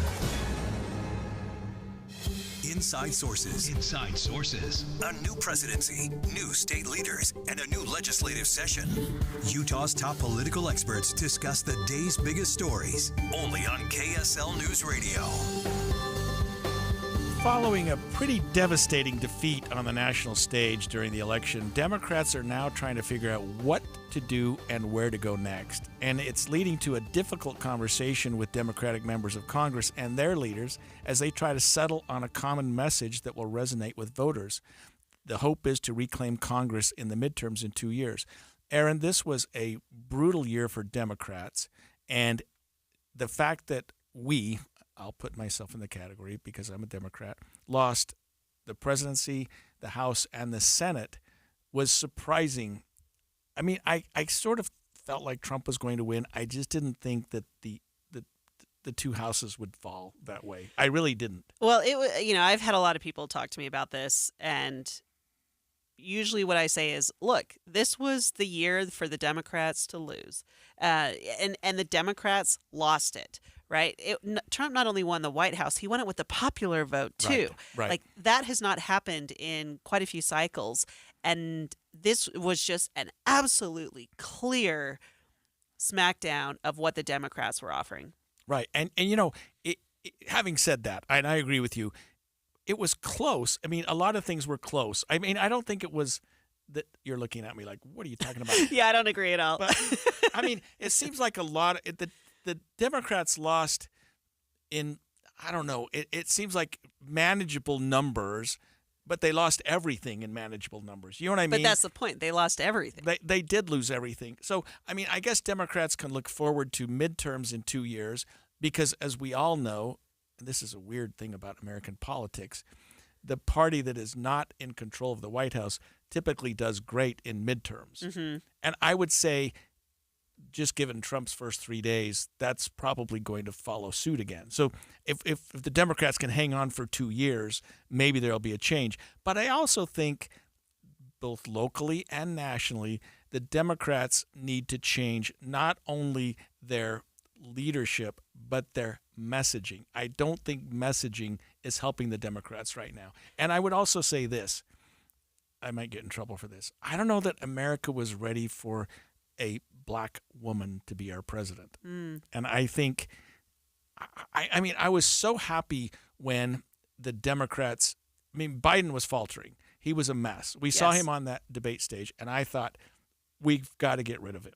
He's done. He has no chance. And I would say this, people say, well, Biden would have done better to Kamala Harris. He wouldn't have. He wouldn't have done any better. But I thought the Democrats need to coalesce. We can't have this big fight. We can't have this big convention. We can't have a bunch of tension. Let's just pick somebody and go. And we did. Mm-hmm. And so I thought, this is perfect. And Kamala Harris, she doesn't have any baggage. I mean, she hasn't been in bankruptcy. She doesn't have any the issues. She was the vice president. She was the vice president. She was a prosecutor in California. I think she was the attorney general there, or the U.S. attorney. She held a high position. I mean, pretty shiny on paper. She looks really good. She's very smart, and she presents really well. And so when we came out of the Democratic convention, I'm thinking, we pulled it off. I mean, the prosecutor against the convict, come on, let's do this. And then it started getting closer and closer to the election, and I start listening to people nationwide going, well, I think I like Trump. I'm like, what are you people thinking about? I mean, it was a trouble. But I think the Democrats just didn't get a good message across. Yeah. I think the Republicans did an outstanding job on two, maybe more areas, not the least of which is immigration. Mm-hmm. There's a huge problem at the border, and the Democrats created that. And it's the economy. You know what I mean? We always go back to the economy, and boy, the price of eggs. You know what I mean? Like, and that happens under Biden's watch, and people just weren't going to go for 4 more years of that. And Kamala Harris was Biden too. Let's face it. She could not separate herself from him. She could not. And that was one of the things that was interesting to me. I remember having a conversation with a couple in my neighborhood who were not politically engaged at all. They knew that I was running for office, so I was sort of their political friend, right? And they would talk to me about politics. But one of the things they said after the Democratic convention, I was talking to them, and they said, I don't understand. She's talking about all of this change that needs to happen, but hasn't she been in office? And I thought that's exactly the point. If these this couple in my neighborhood who do not engage politically, are not aware of all the ins and outs of what's going on in the political world. If that's what they took away from watching Harris speak at the Democratic convention, she's never going to win this race. Right. And I saw her do a couple of media interviews where they would talk about Biden's not popular as it relates to the economy. What would you do different? And she couldn't articulate what she would do different. Biden's done a terrible job with the border. And by the way, who was in charge of the border? His vice president. What would you do differently? Well, I think we did some good things. Ugh. No, you didn't, or we wouldn't have been having the conversation. I mean, it was a kind of vote the bums out election. Yeah. And Biden was, I don't know what history's going to be with Biden. I think he's right now being seen as a B minus, C plus, maybe C minus president. I hate to put a grade on it. That was a silly thing to do. But he's not popular. He's not going to go down in history as being a great leader, at least for the next few years. Maybe looking back in the future, we'll say he did some things. I personally liked him. I thought he did a good job, but he did some foolish things. Yeah. And just for an example, an executive order to sort of wipe out student loans. Like, what are you thinking? You know what I mean? Like, what does that do? And the economy, we just never got it fixed. No. We just never could. We could never.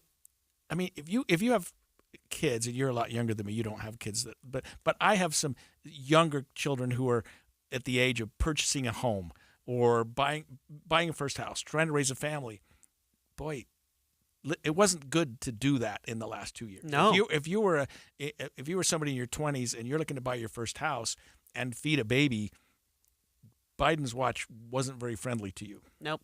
Well, so let me ask you, Greg, with the last minute that we have here, I, as the Republican, probably should not comment on what I think Democrats should do differently here, because I wouldn't be happy if Republicans kept winning. So my opinion is irrelevant in this. But as the Democrat in the conversation, what do you think should be the biggest message changes out of the Democratic Party if they want to start winning again?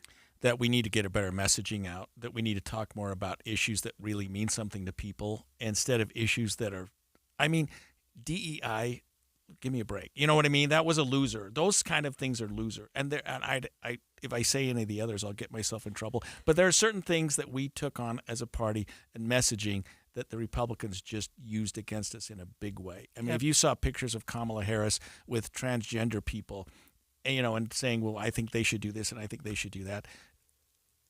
I agree with a lot of those issues, but that's not something to campaign on. That was not something to campaign on. And the Republicans kept the message a little bit better than the Democrats, maybe even a lot better. When Trump focuses on the economy and the border, people are like, sign me up. And that's exactly what they did. Whether that's going to remain in 2 years, we'll see.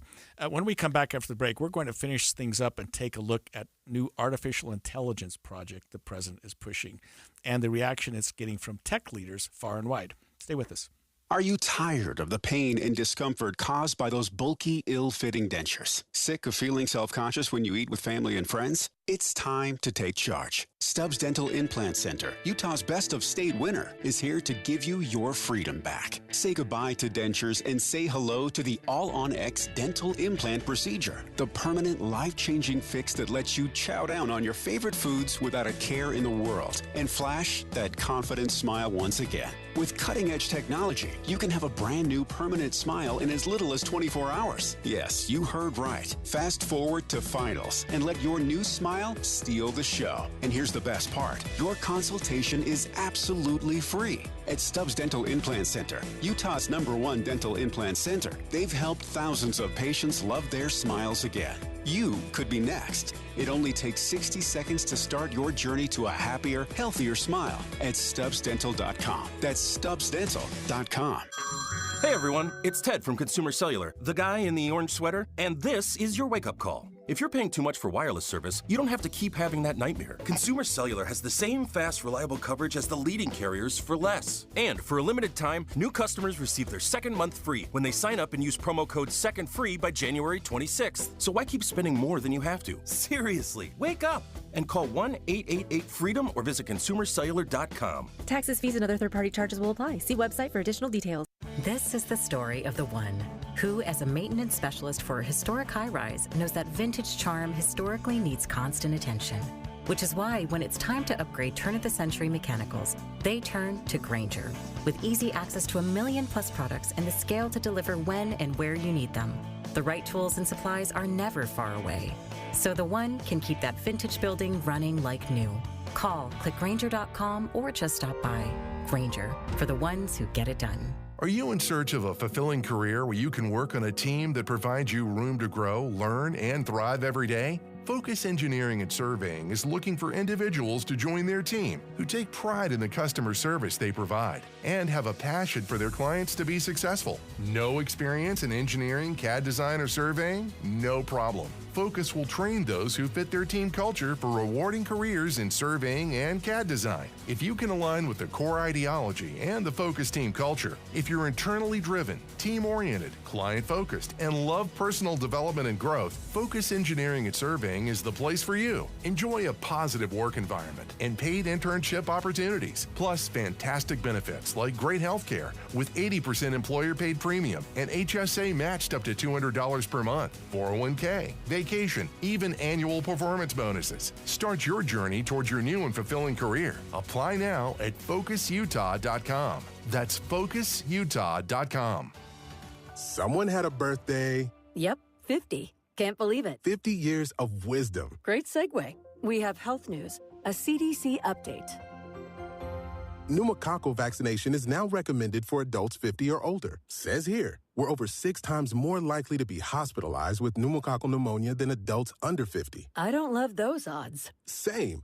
Look what I found. Pfizer's Prevnar 20 is proven to help protect adults against pneumococcal pneumonia and invasive pneumococcal disease in just 1 dose, and millions have already gotten it. Continued approval may depend on a supportive study. Don't get Prevnar 20 if you have a severe allergy to its ingredients. A weakened immune system may lower your response. Common side effects include injection site pain and swelling, fatigue, headache, muscle, and joint pain. For full prescribing information, please call 1-855-213-2138, visit Prevnar20.com, or talk to your doctor or pharmacist. I'm on Prevnar20.com now, scheduling my appointment. Good idea.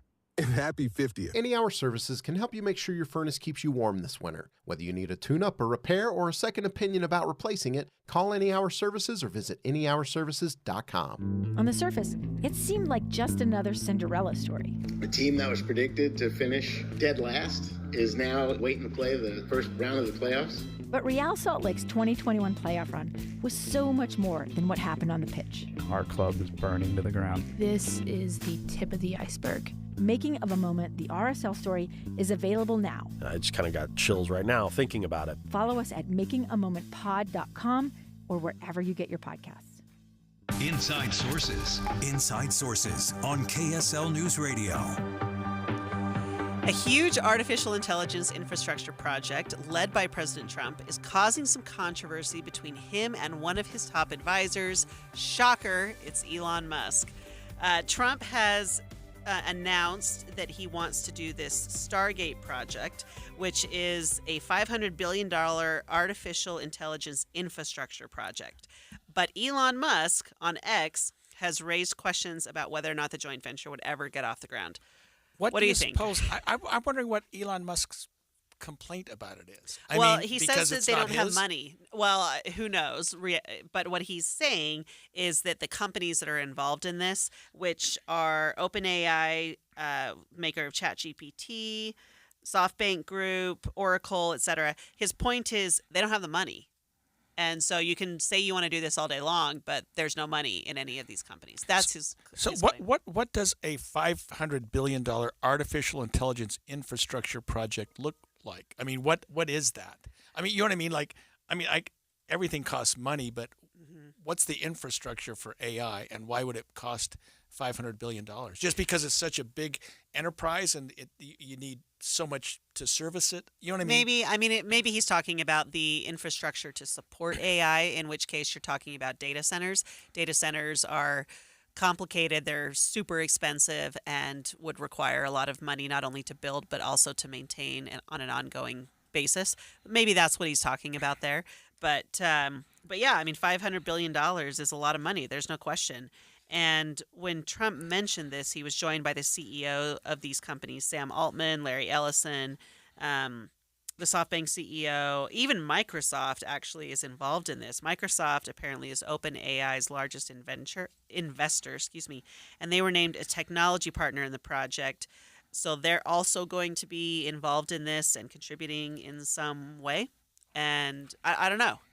And Musk writes this: they don't actually have the money. He's talking about OpenAI and ChatGPT maker. And he said this joint venture is a bad idea. He says SoftBank has well under $10 billion secured. I have that on good authority. In other words, they can't afford this. They don't have the backing to get it done. Yeah, and Sam Altman responded to Elon Musk on X and said, "I genuinely respect your accomplishments and think you are the most inspiring entrepreneur of our time." But then he later said, I was going to say, but I realize what is great for the country isn't always what's optimal for your companies, but in your new role, I hope you'll mostly put America first," which feels like an interesting shot to take at Elon Musk. Don't you think, though, Aaron, that AI is coming down the path?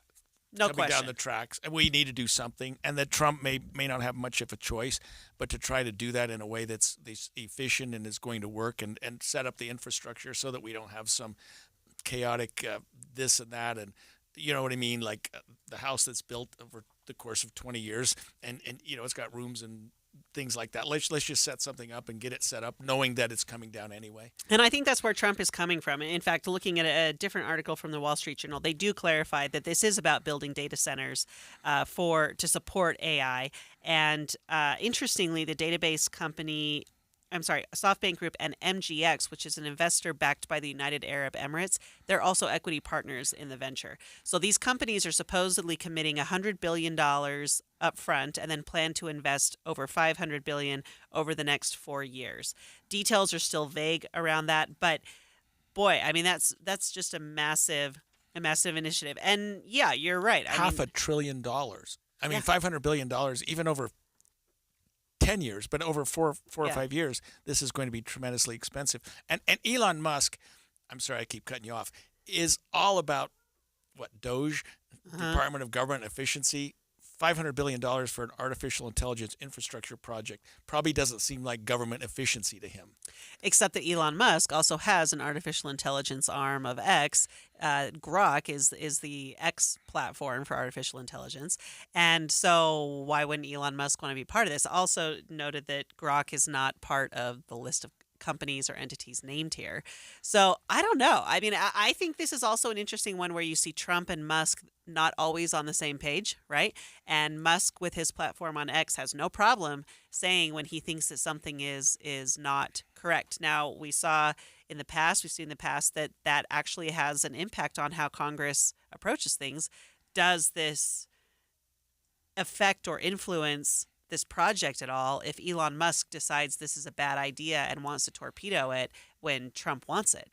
It seems often that Musk is a walking contradiction. I mean, he supports doing away with the Green Deal, which would have made electric cars almost mandatory by 2035. Yeah. I mean, who do you think of when you think of an electric car? You think of Musk. I mean, he started Tesla. It. I mean, they're still on the cutting edge. They're still the front runner, and who stood to benefit from that deal more than somebody who has already had the infrastructure in place? But then he says no. I mean, when I saw him, he did a press conference. It was about a year ago, and they asked who he would support for president. It had to be less than that because we knew Trump was in the running. He said Trump, and I was shocked. And now he's in with both feet. Yeah, but maybe there's a little rift as it relates to certain things between the two, and maybe Trump and Musk, and maybe it's a healthy thing, but it seems like they've been lockstep for most everything, and so this one was a little bit surprising. Well, I also, now that we have Vivek Ramaswamy likely leaving the Department of Government Efficiency to go run for the governor of Ohio, it's going to be really interesting to see how Musk and Trump navigate things like this, where Musk's business interests, maybe Trump's business interests, don't always align with the direction that the country is going from a policy standpoint.